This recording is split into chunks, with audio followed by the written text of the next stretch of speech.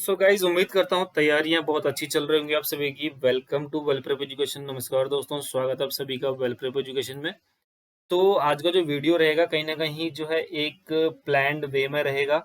Planned वे में किस लिए कह रहा हूँ मैं, क्योंकि देखिए अभी कई सारे एग्जाम्स ऐसे हो गए जिनका सिलेबस कई सेक्शंस का जो है सेम है ऑलमोस्ट। ठीक है, जैसे यूपी पुलिस, एएसआई, एसआई और आपका क्लरिकल, कॉन्फिडेंशियल, मिनिस्ट्रियल वाली जो वैकेंसी है उनका, और डी ट्रिपल एस बी के जो एग्जाम्स है like LDC, DTC, junior clerk, कहीं ना कहीं सिलेबस जो है काफी सेक्शंस का कई मायने में जो है सेम है।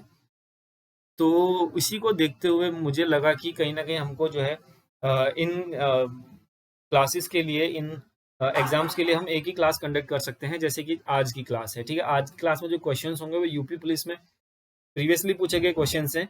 देखिए उस पर कोई यूपी पुलिस का कोई राइट तो रिजर्व हो नहीं गया उन क्वेश्चंस पे कि वो क्वेश्चंस यूपी पुलिस ही पूछ सकता है। ठीक है, वो कहीं ना कहीं बहुत सारे एग्जाम्स में रिपीट हो के पूछे गए हैं क्वेश्चंस। ठीक है, तो ऐसे ही कुछ क्वेश्चंस आज डिस्कस करेंगे आज की वीडियो में, और अ, देखेंगे कि कैसे क्वेश्चंस जो है आगे भी पूछे जा सकते हैं। ठीक है, तो यूपी पुलिस वाले के लिए तो बहुत बेनिफिशियल वीडियो है, क्योंकि प्रीवियस ईयर के क्वेश्चंस हैं एसआई, एएसआई, क्लरिकल वालों के लिए, मिनिस्ट्रियल और कॉन्फिडेंशियल वालों के लिए। साथ ही साथ डी ट्रिपल एस बी वाले जरूर देखें इसको। मैं तो यही कहूंगा जो एलडीसी का एग्जाम भरेंगे अब, या जिनका डीटीसी जूनियर क्लर्क का एग्जाम है फ्यूचर में, तो बिल्कुल एग्जाम्स होंगे एक टाइम के बाद, बिल्कुल आप लोग टेंशन ना लें, बिल्कुल एग्जाम्स जल्दी कंडक्ट किए जाएंगे। ठीक है, तो चलिए टाइम वेस्ट किए बिना आज का वीडियो स्टार्ट करते हैं।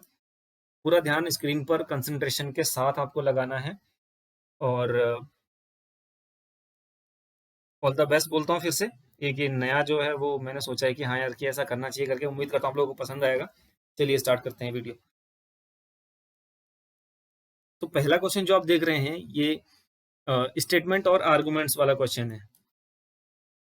स्टेटमेंट और आर्गुमेंट्स, ठीक है।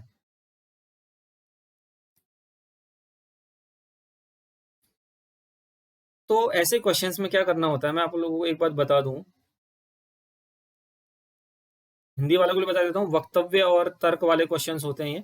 वक्तव्य और तर्क, वक्तव्य मतलब एक स्टेटमेंट दिया रहेगा आपको, एक लाइन दी रहेगी और नीचे आर्गुमेंट्स होंगे उस पर कि हाँ भाई दो आर्गुमेंट्स है। जैसे कि किसी स्टेटमेंट पर दो लोगों के अलग अलग तर्क हो सकते हैं ना, कि मैं हो सकता है कुछ और कह रहा हूँ, दूसरा हो सकता है कुछ और व्यू रख रहा हूँ उसके बारे में।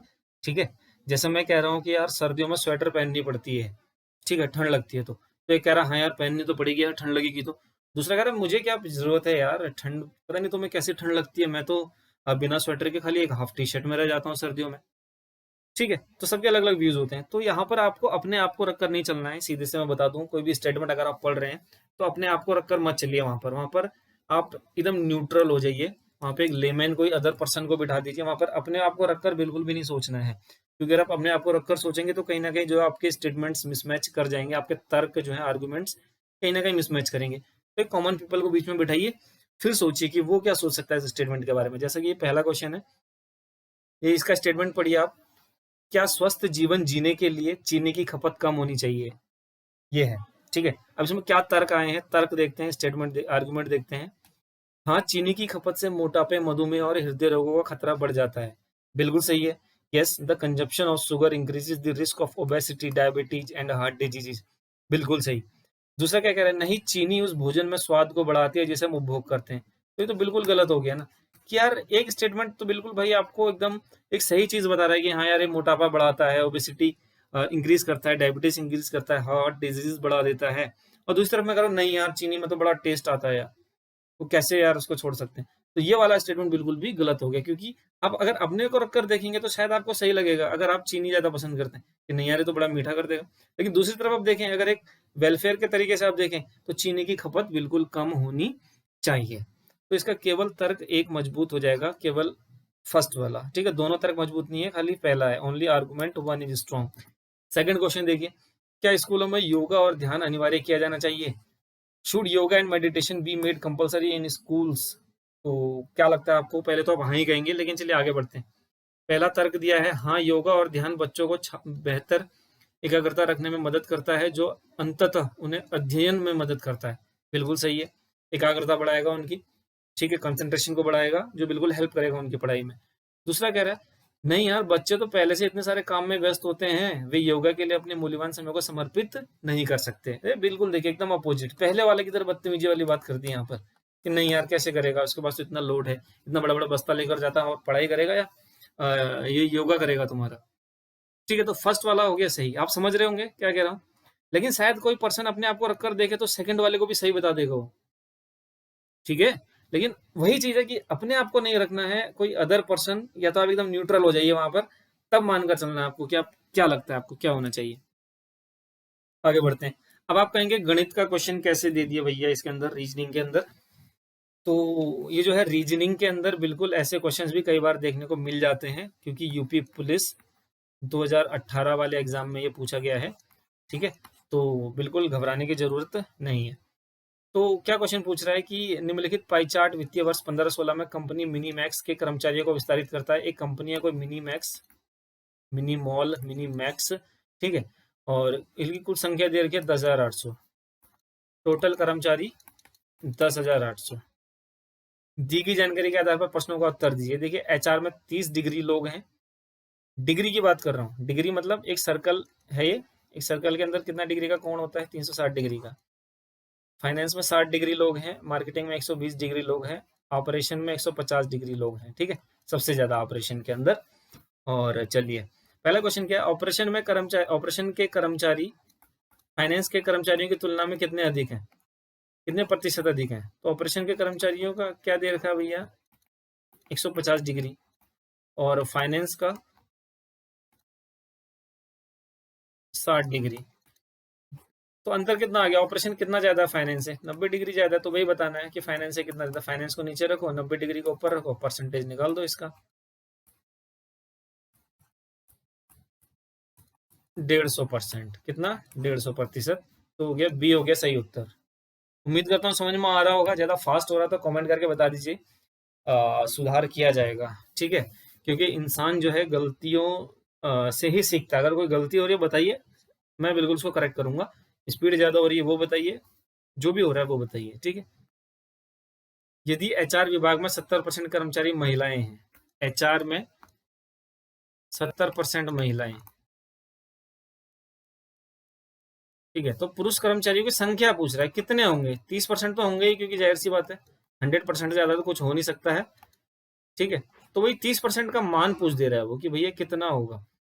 तो एचआर में टोटल कितना है, ये देखिए एचआर है 30 डिग्री, 30 डिग्री का मतलब 10,800 टोटल है, 360 डिग्री है। 30 डिग्री निकालने के लिए क्या कीजिएगा आप, पहले पहले तो एक डिग्री निकाल लीजिए, सिंपल सा। सबसे पहले क्या करिए, एक डिग्री निकाल लीजिए। एक डिग्री कैसे निकलेगा,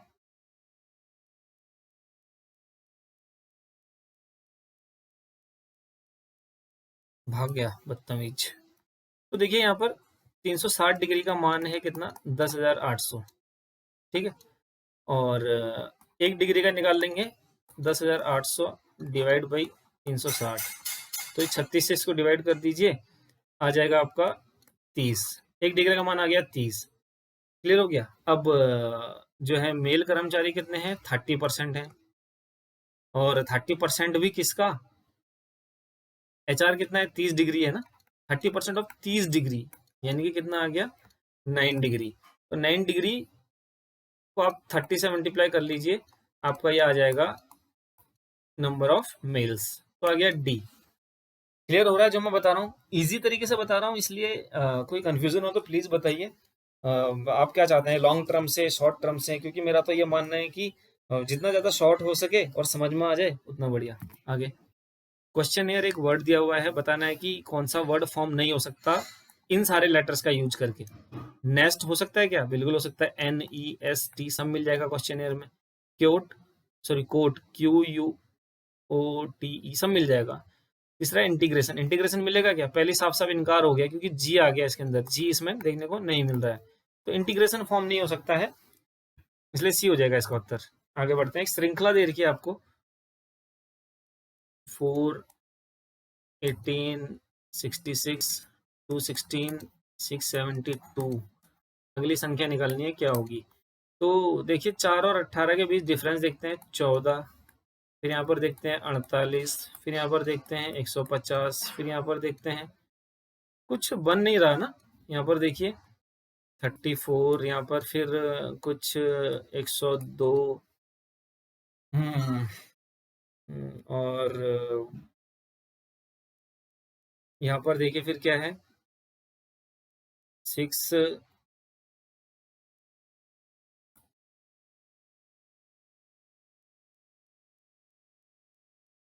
कुछ ये आ गया तो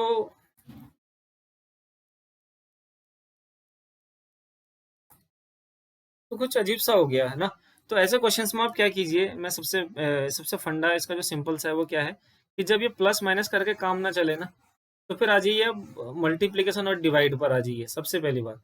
जैसे अगर मैं 4 को एक देखता हूँ क्या जाता है यहाँ पर, 4 को अगर मैं 4 से गुणा करूँ प्लस 2 कर दूँ तो 18 आ गया, ठीक है। लेकिन फिर अब इसमें भी तो अप्लाई होना चाहिए ये फॉर्मूला। 18 को अगर 4 से गुणा करता हूँ तो फिर 72 आ जा रहा है सीधा। 3 से करता हूँ 54 आ जा रहा है, और फिर उसमें 12 जोड़ना पड़ रहा है। यहाँ पर 2 जोड़ा था, यहाँ पर सीधा 12। ये कैसा लॉजिक है, कुछ लॉजिक क्लियर नहीं हो रहा। तो जब तक लॉजिक पे ना पहुंचे तब तक करते जाएं ऐसे क्वेश्चंस, बड़ा मजा आता है ऐसे क्वेश्चंस को करने में, बिल्कुल हो जाएगा। ठीक है। अब जैसे 4 को आप गुणा करिए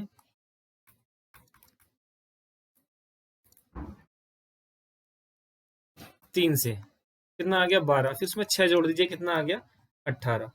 ऐसे ही आप 18 को 3 से गुणा करिए, कितना आ गया 54, प्लस इसमें 6 को डबल करेंगे आप 12, 66। इस तरीके से इस लॉजिक से आप करेंगे तो हो जाएगा। ठीक है। 66 आ गया। ऐसी 66 से 216 पर जाना है, 66 गुणा 3 कितना हुआ 198, और इसमें प्लस जोड़ दीजिए 12 में, फिर 6 जोड़िए तो 18, 216। इस तरीके से आप करते जाएंगे तो आपको फाइनल मिलेगा 2046। उत्तर आ जाएगा डी 2046। ठीक है। चलिए इसको भी करके बता देता हूँ। 216 को गुणा करिए 3, फिर उसमें जोड़ दीजिए 18 में 6 जोड़िए तो 24 आ गया 672। अब 672 को गुणा करिए 3 से, प्लस 24 में 6 जोड़ दीजिए 30 आ गया 2046। तो क्लियर हो गया होगा उम्मीद करता हूँ। अब एक क्वेश्चन आ गया आपका यहाँ पर परसेंटेज वाला। ये थोड़ा सा पेचीदा हो जाता है क्योंकि कई बार लोगों को समझ में नहीं आता कि क्या चल रहा है यहाँ पर। ठीक है, तो ध्यान से देखिएगा। एक शहर में 55% लोग टीवी पर समाचार देखते हैं, टीवी पर 55% लोग, और 40% अखबार पढ़ते हैं, न्यूज़पेपर 40% लोग पढ़ते हैं। और फिर क्या दे रहा है 25% ना अखबार पढ़ते हैं ना ही टीवी पर समाचार देखते हैं। ये तो किन्हीं में से नहीं है, ये 25% कुछ नहीं, नील है एकदम, बिल्कुल जीरो। और 4000 लोग दोनों करते हैं, और 4000 लोग कुछ ज्यादा ही होशियार हैं, टीवी प्लस न्यूज़पेपर। ठीक है। तो देखिए सबसे पहली बात, किसी भी गांव में ये फिर लास्ट में कह दे रहा है कि शहर की आबादी ज्ञात कीजिए। तो किसी भी शहर की आबादी कितनी होगी टोटल, 100% से ज्यादा तो नहीं होगी। ठीक है। अब इस 100% में क्या क्या है, एक है 25%। 25% वो लोग जो ना टीवी देखते हैं ना अखबार पढ़ते हैं, एकदम नीलवट्टा सन्नाटा। दूसरे बचे 75%। 75% ही सब कुछ है। 75% में कौन आ गए, वो जो टीवी देखते हैं वो भी, जो न्यूज पढ़ते हैं वो भी, न्यूज़पेपर, और जो दोनों पढ़ते हैं बोथ वो भी। ठीक है। तो टीवी का परसेंटेज कितना दे रखा था उन्होंने, टीवी देखने वालों को 55%, और न्यूज़पेपर वालों को कितना दे रखा था आपका 40%। ठीक है। और जो दोनों पढ़ते हैं बोथ, वो है 4000 लोग। तो इन 4000 लोगों का ही अगर निकल जाए मान तो सब कुछ क्लियर हो जाएगा। ठीक है। इन दोनों को जोड़ेंगे तो कितना आ गया 95%। कितना आ गया 95%। इसमें से ये 75% को आप लेस करिएगा तो आएगा 20%। तो 20% ही है 4000। तो यानी कि 1% कितना हो गया 200। ठीक है, परसेंटेज निकाल लेंगे। और अब एक पूरे शहर की आबादी कितनी है, 100% है, तो 100 से गुणा कर दीजिए 200 को, आ गया आपका 20,000। तो ये हो गया आपका 20,000। इसकी जो पॉपुलेशन होगी सिटी की वो हो जाएगी 20,000। तो इजी क्वेश्चन था, थोड़ा सा माइंड को घुमाना है, बाकी सब हो जाएगा, कोई दिक्कत नहीं। आगे चलते हैं। अब एक वर्ड दिया हुआ है, ये बोल रहा है कि अव्यवस्थित अक्षरों वाला एक शब्द दिया गया, अक्षरों के ऐसे सही क्रम का चयन करें जिन्हें जोड़कर सही शब्द बनाया जा सकेगा। तो आप दिमाग में कैलकुलेशन करिए पहले तो, कैलकुलेशन क्या करिएगा, दिमाग में कुछ मत करिए, सिंपली आप यहाँ पर नंबर जो दे रखा है इसका 1 2 3 4 5 6 रखते जाइए, पता चल जाएगा। लेकिन ये देखिए, एक बार आप अगर अपना दिमाग लगाएंगे तो ये वर्ड एक्टिव बनेगा। इसको जंबल को सही करेंगे तो बनेगा एक्टिव। 1 2 3 4 5 6, तो ए की प्लेस कौन सी है 1, सी की प्लेस कौन सी है 6, तो यही सही जा रहा है कहीं ना कहीं। ई की प्लेस देखिए 3 है इसमें, तो सारे जब हम मिलाएंगे तो प्लेस सही बनेगी, सी इसका उत्तर हो जाएगा। आगे चलते हैं, फिर से एक आ गया स्टेटमेंट वाला क्वेश्चन और एजम्पशन, मान्यताएं। ठीक है, स्टेटमेंट एजम्पशन, यहाँ पर भी अपने आप को नहीं रखना, बढ़िया से हो जाएगा क्वेश्चन। कथन क्या दे रखा है, स्टेटमेंट क्या दे रखा है, लोगों के कल्याण के लिए पूरे देश में शराब पर प्रतिबंध लगा दिया जाना चाहिए। क्या ये सही है या नहीं है, ये बताना है। ठीक है, पहली मान्यता दे दी, एजम्पशन दे दिया, शराब पीना लोगों के लिए हानिकारक है, बिल्कुल है, सही है। दूसरा, इससे सड़क दुर्घटनाएं होती हैं, बिल्कुल सही बात है। शराब पीकर आप ड्रिंक एंड ड्राइव करेंगे, बिल्कुल दुर्घटनाएं होंगी।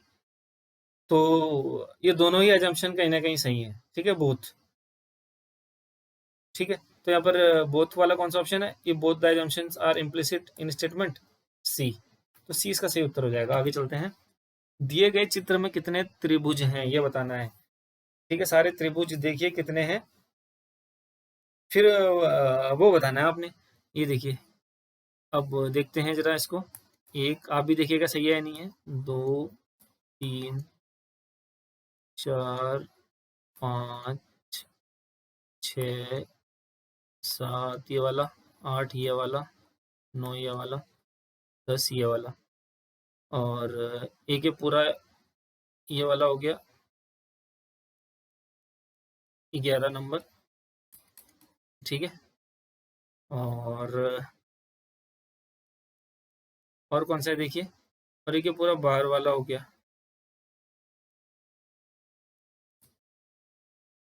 12 नंबर।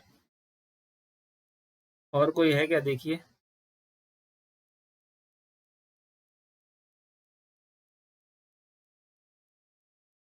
कोई नहीं है मेरे ख्याल से, बाकी कोई होगा तो आप देख लीजिएगा। इसका उत्तर ये होगा 12, क्योंकि सारा मैंने माइन्यूटली देख लिया है, और कोई नहीं है मुझे लगता है इसमें। चलिए आगे चलते हैं, देखिए एक श्रृंखला दे रखी है, सीरीज दे रखी है, 21 41 66 96 23 171 216 266। अनुपस्थित संख्या को ज्ञात करना है आपने। पहले डिफरेंस से देख लेते हैं, क्या पता मिल जाए। 21 और 41 का डिफरेंस कितना है 20, और इसका डिफरेंस कितना है 25, इसका डिफरेंस कितना है 30, क्या पता सही हो जाए। 20 25 30 35, 35 कर देते हैं यहाँ पर, इसमें जोड़ देते हैं, 131 आ गया। तो 131 यहाँ पर तो मिल रहा है, लेकिन क्या आगे सीरीज सही हो रही है। 11 0 4 40, बिल्कुल ठीक है, 5 5 का गैप आ गया सब में, यानी कि 131 इसका सही उत्तर हो जाएगा, बी। आगे चलते हैं, केवल एकल अंक वाली दो संख्याएं 4 और 8 की अदला बदली करने पर जो नीचे 4 इक्वेशन दे रखी है, उनमें से कौन सी इक्वेशन सही होगी, यानी कि 4 और 8 को बदल देना है। तो अब इसमें तो यही दिमाग लगेगा कि चलिए ए से ही शुरू करते हैं फिर। 29 गुणा 3 प्लस का साइन है, फिर 2 माइनस 4 और 8 को बदलना है, यानी कि 4 यहाँ पर आ जाएगा, डिवाइड बाई 8 इक्वल टू 78। क्या ये सही हो रहा है, देखिए एक बार डीएमएस लगाइए। डीएमएस मतलब डिवाइड मल्टीप्लाई, यानी कि सबसे पहले डिवाइड करेंगे, फिर मल्टीप्लाई करेंगे, फिर ऐड करेंगे, और लास्ट में करेंगे सब्ट्रैक्ट। ठीक है, पढ़ा होगा आपने बॉड मास का रूल। तो गुणा करेंगे, पहले डिवाइड करेंगे। चलिए,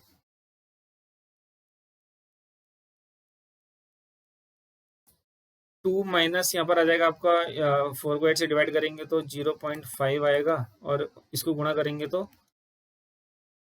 ये तो कुछ पॉइंट में आ जाएगा, और ये 78 है, कहीं ना कहीं सही नहीं बैठ रहा, मजा नहीं आया। पहला यानी कि क्रॉस, पहला तो नहीं होगा। दूसरा चलते हैं, 57 माइनस, देखिए 8 को 4 करना है, बोल रहा है ना अदला बदली करनी है, 4 को 8 करना है, यहाँ पर मैं 4 को लिख रहा हूँ, डिवाइड बाई 2 गुणा 8 फिर धन 13 बराबर 54। क्या ये सही हो रहा है, देखिए डिवाइड करिए, पहले 57 को ज्यों का त्यों लिख दीजिए, 4 को 2 से डिवाइड करिए, 2 गुणा 8 प्लस 13, फिर 2 को 8 से गुणा कीजिए, 57 माइनस 16 प्लस 13, 57 और 13 को जोड़िए कितना आएगा, 70 माइनस 16 बराबर 54। तो 54 हो गया सही उत्तर, यानी कि बी वाला सही है, ये समीकरण सही हो गया। मुझे आगे चेक करने की जरूरत नहीं है, मैं इतने में एग्जाम में जो बाकी क्वेश्चन पूछे जा रहे हैं उनको करूंगा। ठीक है, आगे चलते हैं। पर्सपेक्टिव एक वर्ड दिया हुआ है, बताना है कि कौन सा फॉर्म नहीं हो सकता। प्रोस्पेक्ट हो सकता है क्या, बिल्कुल गलत हो गया, ओ है ही नहीं यहाँ पर कहीं, तो ए आ जाएगा। आगे चलते हैं, फिर से आ गया एजम्पशन वाला क्वेश्चन, स्टेटमेंट एजम्पशन। अपने आप को नहीं रखना है तो बिल्कुल सही हो जाएगा। ठीक है, क्या कह रहा है, स्टेटमेंट है, New York has banned the use of fire crackers to avoid any mishap during the new year celebrations in the country this year. कह रहे कि न्यूयॉर्क ने इस साल देश में नए साल के जश्न के दौरान किसी भी दुर्घटना के लिए बचने के लिए फायर क्रैकर्स के उपयोग पर प्रतिबंध लगा दिया है।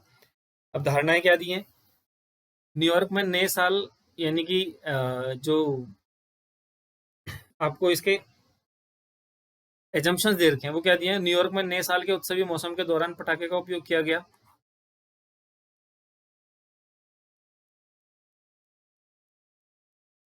ऊपर कह रहा है कि प्रतिबंध लगा दिया है, ठीक है, और नीचे क्या कह रहा है कि न्यूयॉर्क में नए साल के उत्सवी मौसम के दौरान पटाखे का उपयोग किया गया, तो बिल्कुल गलत हो गया। ठीक है, दूसरा, पटाखे के उपयोग पर प्रतिबंध लगाने से उन दुर्घटनाओं से बचा जा सकता है जो संभव है कि इसके उपयोग के कारण हो जाए, बिल्कुल दूसरा वाला सही हो जाएगा, बिल्कुल ठीक है, एजम्पशन सेकंड इज इम्प्लिसिट और करेक्ट। तो हो जाएगा इसका उत्तर ए, बी वाला स्टेटमेंट जो है वो सही है, केवल धारणा दूसरी जो है कथन में वही निहित है, पहला वाला गलत हो जाएगा, क्योंकि उपयोग कैसे किया गया, जब बैन लगा दिया गया है, प्रतिबंध लगा दिया गया है, तो बिल्कुल उपयोग नहीं किया जा सकता उसका। ठीक है, तो सेकंड वाला करेक्ट हो जाएगा। आगे बढ़ते हैं, अगर P का अर्थ है प्लस, धन, धन का साइन, Q का अर्थ है माइनस, R का अर्थ है डिवाइड, S का अर्थ है गुणा, तो चलिए 28, P का अर्थ क्या है, प्लस दे रखा है, फिर है 8, फिर है R का अर्थ क्या है, डिवाइड, फिर है 4, फिर आ गया Q का अर्थ है माइनस, फिर है 3, फिर है S का अर्थ है गुणा और 1 इक्वल टू A क्यूब है, तो A का मान ज्ञात करना है आपने। ठीक है, यानी कि इसकी जो वैल्यू आ जाएगी उसका क्यूब रूट निकाल देंगे आप। तो वही लगाइए, DMS, divide multiply add subtract, 28 plus 8 को 4 से डिवाइड करेंगे तो 2 आएगा, माइनस 3 को 1 से करेंगे मल्टीप्लाई 3 आएगा, जोड़ दीजिए, आपका आ गया 30 माइनस 3 आ गया 27 बराबर है A क्यूब। इसका क्यूब रूट निकालेंगे तो आ जाएगा आपका 27 को जब आप इसका जब क्यूब निकालेंगे तो आ जाएगा कितना, 3, क्योंकि 3 को आप 3 बार गुणा करेंगे तो 27 आता है ना, तो आ जाएगा 3, उत्तर हो जाएगा सी का 3।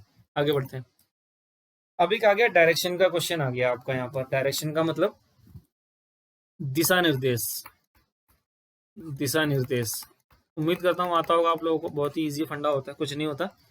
4 दिशाएं होती हैं ना, east, west, north, south, Hindi वालों के लिए पूरब, पश्चिम, उत्तर, दक्षिण। क्लियर हो गया, ये 4 दिशाएं होती हैं, इन्हीं 4 दिशाओं पे काम होता है। क्वेश्चन देखिए, फिर समझाता हूँ। अजय अपने घर से साइकिल से निकलता है और 2 किलोमीटर तक पश्चिम दिशा में जाता है। ये रहा अजय, सपोज यहाँ पर, ठीक है, साइकिल से निकलता है 2 किलोमीटर तक पश्चिम दिशा में जाता है। पश्चिम दिशा आप देख रहे हैं, यहाँ पर मैंने दिशाएं बता दी, इस तरफ को होती है पश्चिम दिशा, इधर चला 2 किलोमीटर, ठीक है, फिर वह बाएं मुड़कर 3 किलोमीटर आगे तक साइकिल से जाता है।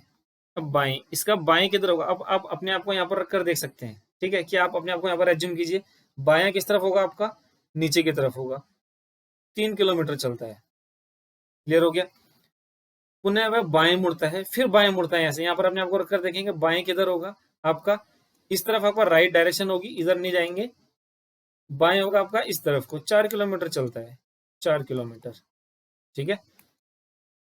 अब अजय अपने घर से किस दिशा में है, घर उसका कहाँ आ जाएगा, यहाँ पर है, किस दिशा में है यहाँ से बताना, अपने घर से किस दिशा में है, ये घर है उसका, इसे किस दिशा की ओर है, वो यहाँ पर जा रहा है, ठीक है।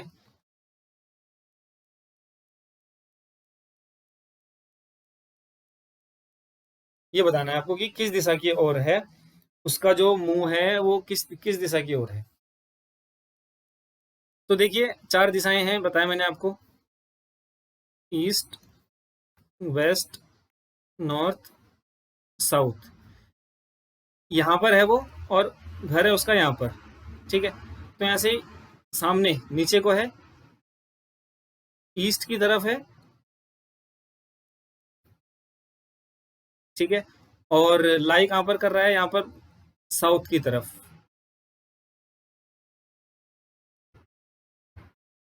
ठीक है। तो यानी कि किस दिशा में है ये आपका, यहाँ से अगर आप ऊपर से देखेंगे, ईस्ट और साउथ। ईस्ट का मतलब हो गया आपका उत्तर, और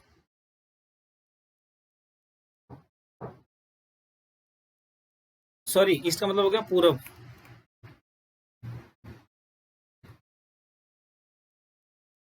और इधर दक्षिण। तो दक्षिण पूरब की तरफ है, ठीक है, यानी कि आपका हो गया साउथ ईस्ट,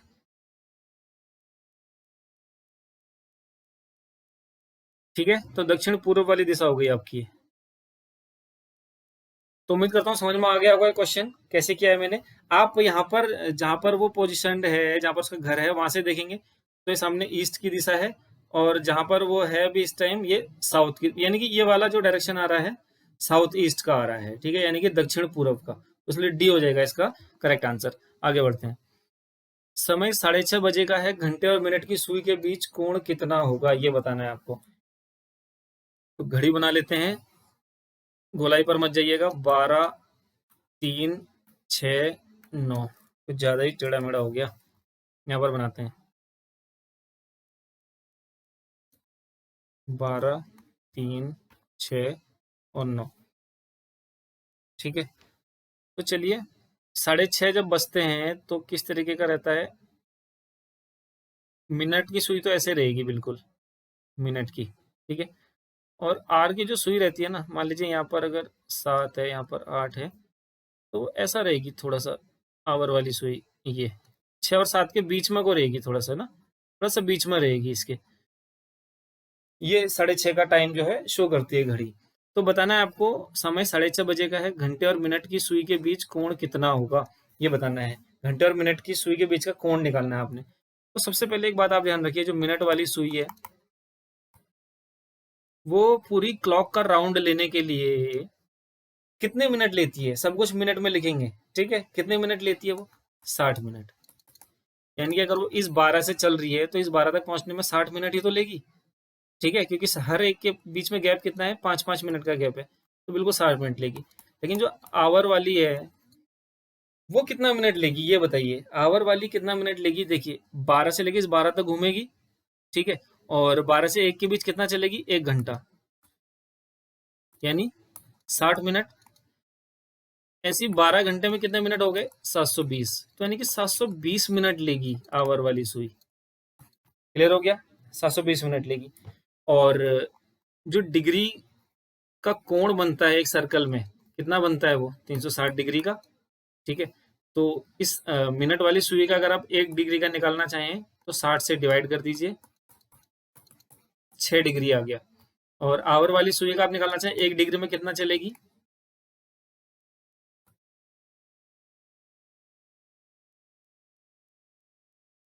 1 मिनट में, सॉरी 1 मिनट में कितना, 6 डिग्री आ जाएगा इसका, मिनट वाली सुई का। और आवर वाली का आ जाएगा 700, 360/720 इक्वल टू 0.5 डिग्री आएगा, राइट, जब आप इसको डिवाइड करेंगे तो ये है पूरा फंडा क्वेश्चन को करने का। और अब इसका आंसर कैसे निकलेगा चलिए वो देखते हैं। देखिए जो मिनट वाली सुई है, 12 से लेके 6 तक आने पर कितने मिनट लिए उसने, 30 मिनट लिए। 30 मिनट यानी कोण में बदलो तो इसको 180 डिग्री। क्लियर हो गया। और आवर वाली जो सुई है उसने कितने मिनट ले लिए, 12 से 6 तक आने में कितने लिए उसने, हर एक जैसे 12 से 1 तक आने पे उसने कितना मिनट लिया, 60 ना, और 6 तक आने पे कितना लिया, 360। लेकिन अब देख रहे हैं 6 और 7 के बीच में है, यानी कि 30 और बढ़ गया, ठीक है, 30 मिनट का टाइम उसने और ले लिया, यानी कि 390। क्लियर हो गया। 390 मिनट लिए तो इसको अब गुणा करना है आपने 0.5 से, 0.5, तब एग्जैक्ट डिग्री निकलेगी इसकी। तो इसका आ जाएगा आपका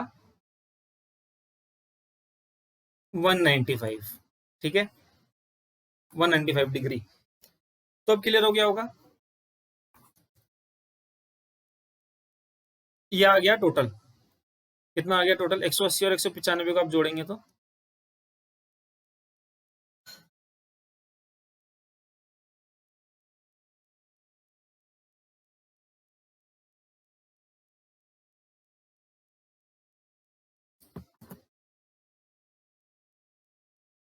375 डिग्री आया, ठीक है, यानी कि टोटल निकल गया।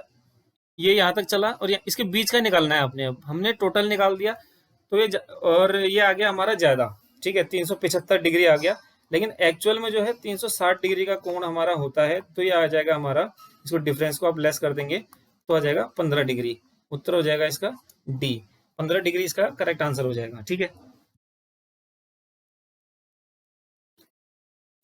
तो उम्मीद करता हूँ क्लियर हो गया होगा आप लोगों को, ठीक है। और अगर यहाँ पर डायरेक्टली ना माइनस करें तो एक तरीका आप लोग और कर सकते हैं, वो क्या है वो मैं आपको बता देता हूँ। मैं नीचे वाला थोड़ा सा पोर्शन रब करूंगा, क्योंकि देख तो लिया ही आपने कैसा है सॉल्यूशन, ठीक है।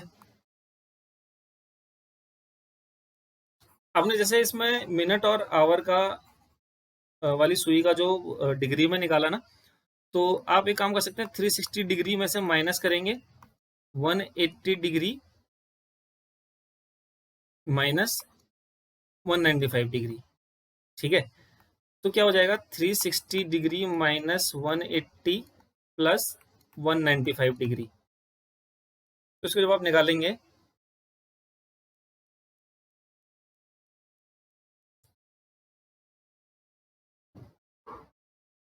सॉरी थोड़ा सा यहाँ पर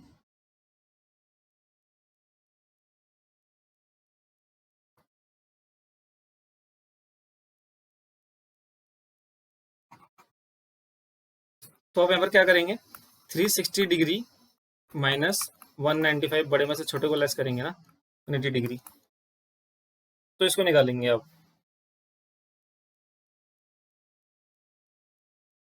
360 माइनस 195 प्लस, क्योंकि माइनस और माइनस का साइन प्लस हो जाएगा, 180। इसको जब आप निकालेंगे तो आएगा 345 डिग्री आएगा आंसर, ठीक है। और तब आप 360 में से 345 डिग्री को माइनस करेंगे तो आ जाएगा 15 डिग्री। यानी कि दोनों तरीके से आप कर सकते हैं इस क्वेश्चन को। कोई डाउट हो प्लीज कमेंट सेक्शन में कमेंट करिए, उसके बाद इसको फिर से जो है एक बार अच्छी तरीके से बता दिया जाएगा। आगे बढ़ते हैं।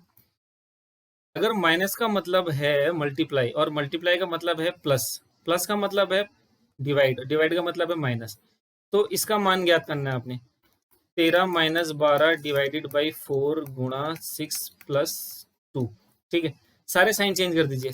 माइनस का मतलब क्या कह रहा है, गुणा, और डिवाइड का मतलब है क्या कह रहा है, माइनस, और गुणा का मतलब क्या कह रहा है, प्लस, और प्लस का मतलब कह रहा है डिवाइड। सब चेंज कर दीजिए। रूल लगा दीजिए DMAS का, डिवाइड मल्टीप्लाई ऐड सब्ट्रैक्ट। तो डिवाइड करिए, सबसे पहले आ गया 3, फिर इधर मल्टीप्लाई करिए, कितना आ गया 156 माइनस 4 प्लस प्लस 3 ही है, ठीक है। तो 156 माइनस 7, कुछ गलत हो रहा है यहाँ पर, कुछ गलत हो रहा है, चलिए दोबारा बताता हूँ।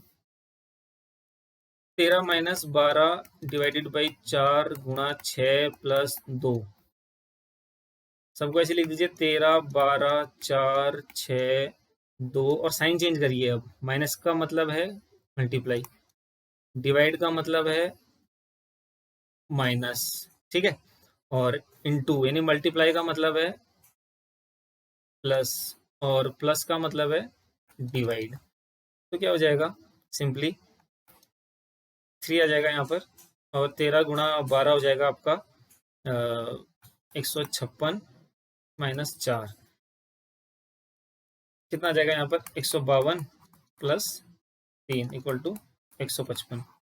ईजी है, 155 आ गया आंसर। आगे बढ़ते हैं।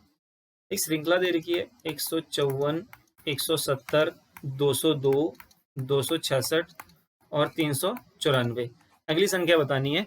डिफरेंस कितने का है यहाँ पर? देखिए डिफरेंस ही देख लेते हैं, क्या पता हो जाए। 16, यहाँ पर 32 लग रहा है काम कर गया, 64, यहाँ पर 128, तो यहाँ पर हो जाएगा 256। 256 जोड़ दीजिए 394 में, आपका क्या आ जाएगा? 650। ये हो जाएगा इसका आंसर। आगे दिए गए चित्र में कितने त्रिभुज हैं? ठीक है, तो कितने इसमें ट्राइंगल हैं वो आपको निकालना है, वो आप जो है कैलकुलेट कर लेंगे कितने हैं करके। ठीक है, तो 1 2 3 4 5 6 7 8 9 10 11 12 13 14 15 16।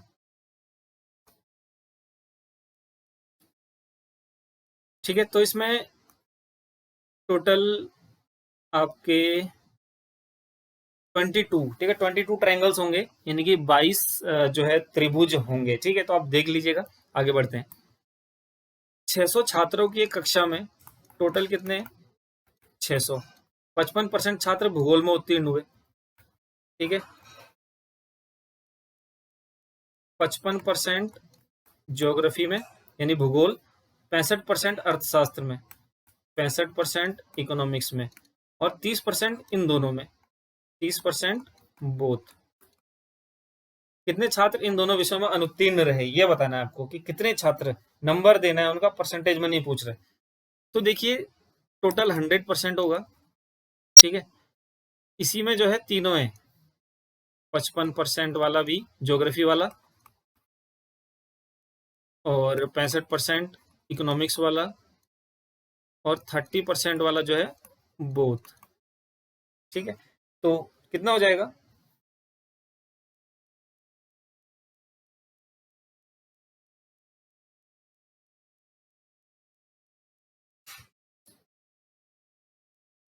ठीक है, तो जो कुछ ना कुछ करते हैं, इसको मैं रब करता हूं।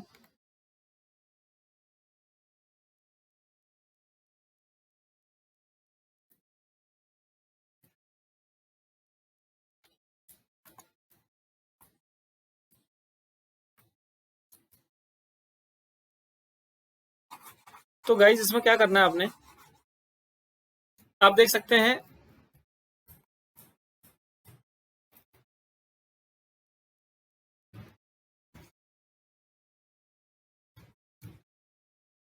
ये जो आपका 55% है ना ज्योग्राफी वाला, और प्लस 65% है इकोनॉमिक्स वाला, इसी में आपका जो है बोथ भी इंक्लूड होता है। हमेशा ध्यान रखिए कि जो दोनों कर रहे हैं, दोनों पढ़ रहे हैं, या दोनों में उत्तीर्ण हुए हैं, वो भी इंक्लूड होगा इसके अंदर। यानी कि इसका टोटल आ गया परसेंटेज कितना? 120%। और 30% छात्र इन दोनों में उत्तीर्ण हुए, यानी कि उस 30% को आप इसमें से क्या करेंगे? लेस करेंगे, क्योंकि वो ऑलरेडी इसमें इंक्लूड है। तो जो 10% आ जाएगा आपका, ये आ जाएगा वो लोग जो दोनों में से कुछ भी नहीं पढ़ते या दोनों में फेल हो गए, दोनों में उत्तीर्ण रहे जो, तो 10% आ जाएगा। टोटल छात्र कितने हैं? 600, उसका 10% निकालेंगे तो आ जाएगा आपका 60। उत्तर हो जाएगा बी। तो बहुत ही सिंपल क्वेश्चन था। आगे बढ़ते हैं। 3 संख्याएं हैं, ए बी सी का योग है 10। तो तीनों जो है पॉजिटिव पूर्णांक हैं, सकारात्मक पूर्णांक है। ठीक है, पॉजिटिव नेचुरल नंबर से दोनों, तो आपको बताना है आपकी क्या होगा करके। ठीक है, पॉजिटिव होल नंबर। तो ऐसे क्वेश्चंस में मैं एक बात बताता हूँ आपको, कोई फॉर्मूला जो है बिना दिमाग में रखे एक सिंपल सा एक चीज कीजिए कि लिखना शुरू कीजिए इन क्वेश्चंस में। ठीक है, लिखना क्या शुरू करेंगे?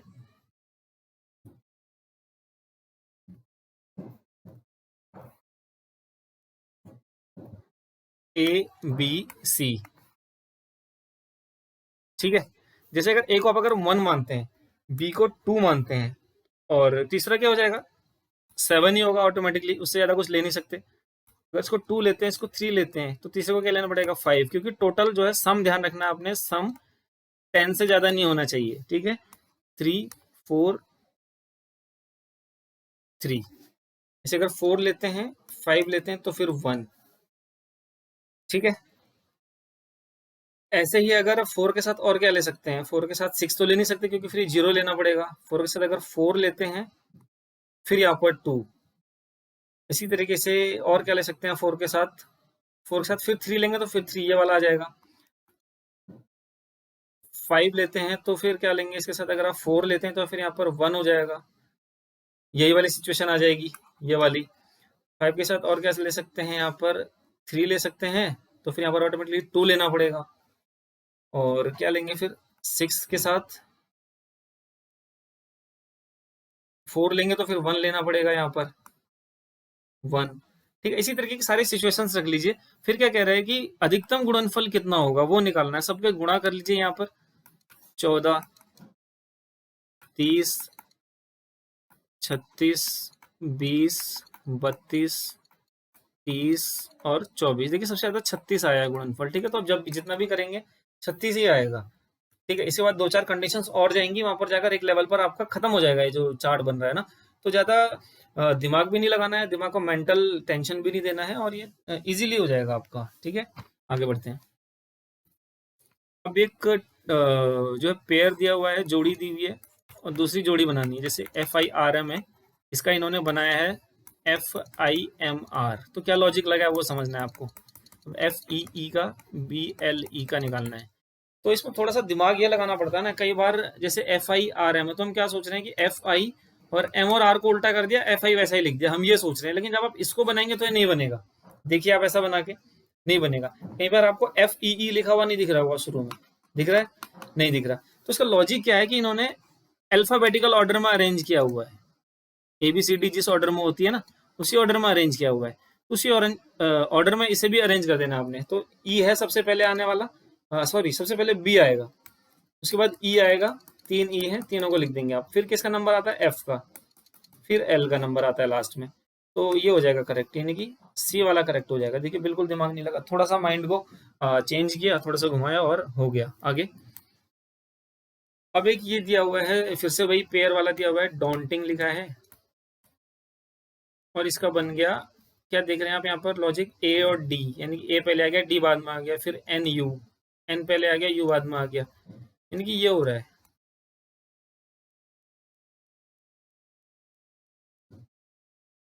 यानी कि अगल बगल वाले अदला बदली कर ले रहे हैं। तो ऐसी पजलिंग का करना है आपने, UP LZ IL GN, ये बन जाएगा।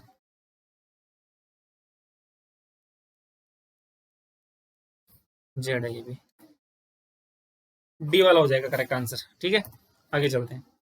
फिर से डायरेक्शन वाला आ गया, ईस्ट, वेस्ट, नॉर्थ, साउथ, पूरब, पश्चिम, उत्तर, दक्षिण। ठीक है, तो दिशाओं का ज्ञान होना चाहिए।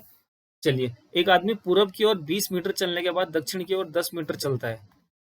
यह है आदमी। ठीक है, पूरब की ओर 20 मीटर चलता है, पूरब किस दिशा को होगा, इधर 20 मीटर चला। दक्षिण की ओर 10 मीटर चलता है, इसके बाद दक्षिण की ओर 10 मीटर चलता है वो, ये नीचे को चला दिया दक्षिण 10 मीटर। ठीक है, अब क्या कह रहा है, इसके बाद वह पश्चिम की ओर 35 मीटर चलने के बाद उत्तर की ओर 5 मीटर चलता है। इसके बाद पश्चिम की ओर चलता है 35, तो पश्चिम इस तरफ होगा, 35 चलता है। उत्तर की ओर 5 मीटर, फिर उत्तर की ओर चलता है 5 मीटर, फिर वह पूरब की ओर 15 मीटर चलता है। बहुत चल रहा है आज तो भैया।